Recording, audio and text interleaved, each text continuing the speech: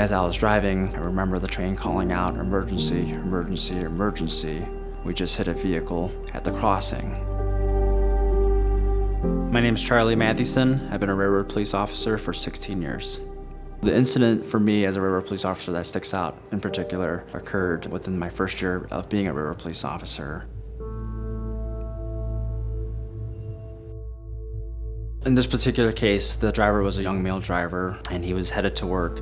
The driver had pulled up to the crossing, had come to a stop from the witness statement, and at that point, I don't know if he didn't see the train coming or hear the train coming, and made a decision to disregard the active warning devices and drive around the lower gates, and was impacted on the driver's side of the vehicle. The engine of the vehicle had been ripped apart from the actual body of the vehicle and flown quite a distance away from the impact site. And looking for the driver or passengers in the vehicle, I couldn't find anybody. And there happened to be a witness that was there, and he came up to me and didn't say anything and just pointed to the roadway and pointed to where the victim, the driver, was. I had to notify the mother of the driver. And I remember when she opened the door, you could see the surprise on her face, because she wasn't expecting the police officers to be at her door early in the morning.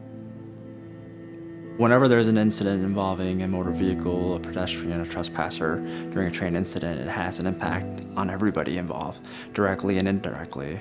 As a first responder, it has an impact on me, just because we are now, seeing the carnage of that aftermath and being involved with the family and the train crews that's involved and other responders that are on scene, and having to then go home at the end of our shift to our family and be normal. And people have this perception that police officers, we wear this badge and uniform and vests and we're bulletproof, but emotionally that has an impact on us.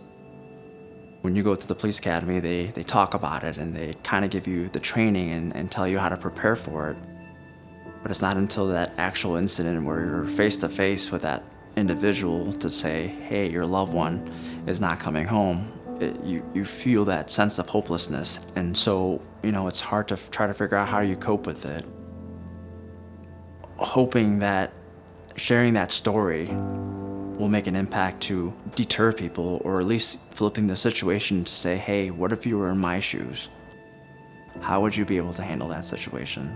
Trying to make that impact of telling people, please, please, please don't put us in that position where we have to knock on your door. Take that extra few minutes. Be aware that the trains are quiet. They are faster than they seem. And if you're involved in impact, that impact may be the last thing you ever do.